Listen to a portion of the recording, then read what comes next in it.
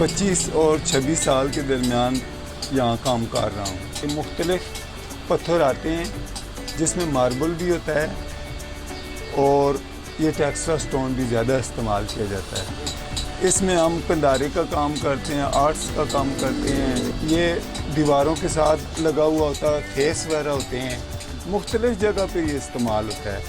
और हमारे यहाँ सिर्फ इसलिए इस्तेमाल होता है कि हम इसमें अब इशारे वगैरह और ये चीज़ें जो हम निकालते हैं।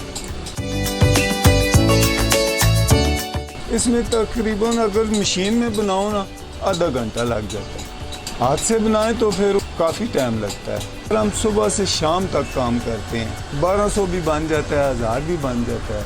ये वाला जो हमने इस मशीन में जकड़ा हुआ है ये टेक्सचर स्टोन है, वो सामने जो है वो मार्बल है।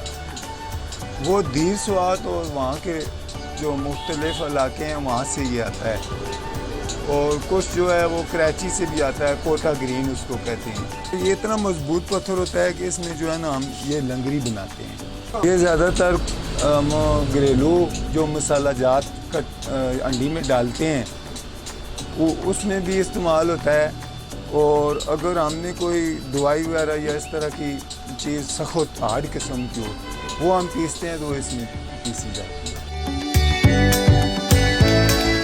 मेरा वालिद यही काम करता था, मेरा उस्ताद भी वालिद है। एक लंगरी में 15 आदमी काम कर रहे हैं, ये लंगरी फिर तैयार होती है, एक आदमी का काम नहीं। जो मेरी मजदूरी है ना उसका 50 रुपये है, जो बाकी करेंगे उसकी अलग है, जो मशीन वाला करेगा उसकी अलग है, जो पेंट वाला करेगा उसकी अलग है, सबकी अपनी अपनी मजदूरी है। इसमें ज़्यादातर दमे की बीमारी होती है, अल्लाह ना करे टीबी की होती है। इससे तमाम जो असरात पड़ते हैं वो फेफड़ों में ज़्यादा पड़ते हैं। जो मास्क वगैरह होता नहीं, मास्क लगाएं भी तब भी जो है वो थोड़ा गर्दों का बार होता है वो अंदर जाता है।